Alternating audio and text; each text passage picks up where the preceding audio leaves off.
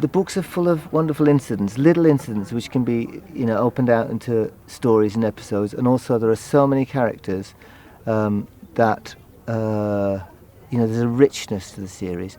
But, we will, by the time of the end of the series, we will have done 22 hours. So one of the dangers is being repetitious and going over. So one of the challenges of this series it's not so much to find new and different stories, because this is a contained world, but our approach has been to find out more about our characters and to take the characters into new places. In any period drama, or in any even contemporary drama, you always feel a necessity to get it right. And I think they did that very well on the first series, and I think we've also succeeded in the second series. A great deal of care is taken in costume, makeup, set design, and also details in story as well. Doing the second series, because we've spent such a long time together now, it's kind of, we're all a lot more comfortable with our characters, I suppose, and we can have a lot more fun with the script, so it's been great.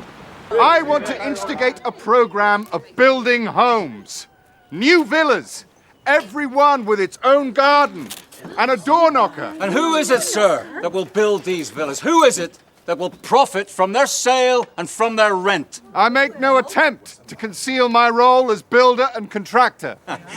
And are you working for the good of the community, sir, or for the good of your own pocket? The lovely thing about having reached sort of the end of series 2 and these characters being really fully fleshed out now, and all the actors that are playing them are very confident with who they are now, and they know what their characters would and wouldn't do, and there's a really good dialogue actually between Bill and the characters about the storylines and what's happening. And the book obviously only continues for a certain amount of time, and what it feels like now to me is that there's this incredible palette of kind of 12 very different characters for which the book was the template, but they very much live on their own now.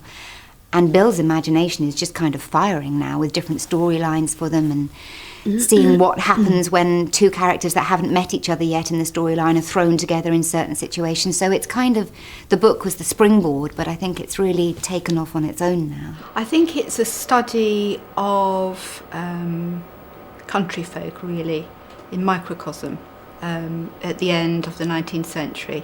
Our show, our second series, is set in 1895, and it doesn't really move out of that period. It begins Christmas 1894, and then it moves on to 1895 and sort of settles there and goes through the seasons. So it's really a look at that community in, with a microscope on it. I start with the characters and the relationships always. I never start with plot. I never start with story. I start with the characters, and so I'll wrestle away with something about, say, Robert or Thomas or Queenie. Then I'll move on and say, okay, now where does that take us in the story? And then I'll say, and how does that? Then I'll do the research. I'll start with a character, find the story, then do the research, rather than the other way around. Research, I don't get story from research. I just use research to fix the story so it's as authentic as possible.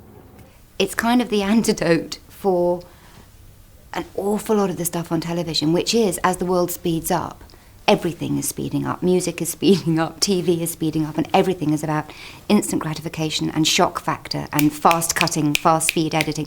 And I think it's kind of why this has maybe hit a chord with some people, because it means that for 1 hour a week you can watch something that is actually the complete reverse of that actually asks you to sort of breathe slower and sit quieter for an hour. With your family. Because everybody can watch it. It's not sort of embarrassing, because you can start watching something with your young ones and then go, God.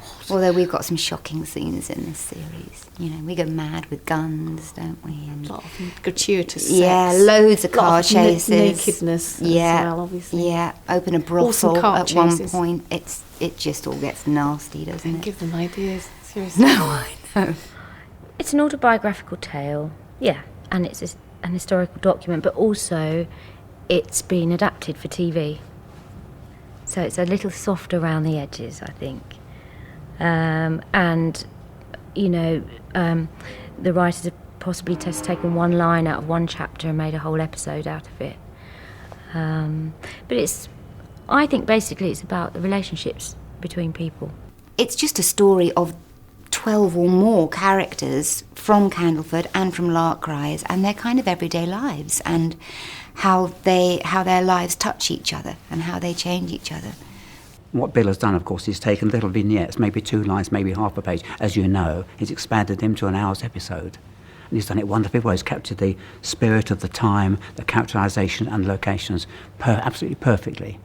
So the idea for me of coming back to write for these same actors, I love it. I absolutely love it. I sit down with relish with the script. In fact, you know, we have 12 episodes, and so we have other writers working on the series. And this year I'm writing 6 of them. And I pretty much choose not to write guest characters because I love the characters we have and I love the actors we have. And so I try and find stories within the families, within the communities, within the relationships we have, because that's what I love to write. And he's added drama, romance, which isn't a bad thing, because of course people watch the plays because of that. They love the costumes, particularly Ruby and Pearl. I love them. And it encourages people to read the books, to learn about Flora Thompson, to learn about the countryside. Beautifully, beautifully written. It's such a kind of, it's just a diary, and just the detail that she writes is just so rich and just so real. It's the pictures that she paints of people and the landscape, and it's just so honest, you know, there's something really honest about it. Being a producer, you meet lots and lots of actors, but I think it's probably the finest cast I've ever worked with. Because it can sometimes be difficult as a producer coming to a second series when everyone's well bedded into, you know, from the first series. They all know their characters, they know how it works, but they made me very welcome, and we became good friends. I'm very fond of them. They're absolutely marvellous. Miss Lane, I would not care to think that our conversation yesterday evening had led you to believe I do not value your moral opinion. My moral opinion is you should not be standing for election. But I ask that you show respect for my position. And what exactly is your position? A man's role is to conquer the world. Oh, and what is a woman's role? To love him for it. I hope the audience will feel that their own lives are reflected in our drama.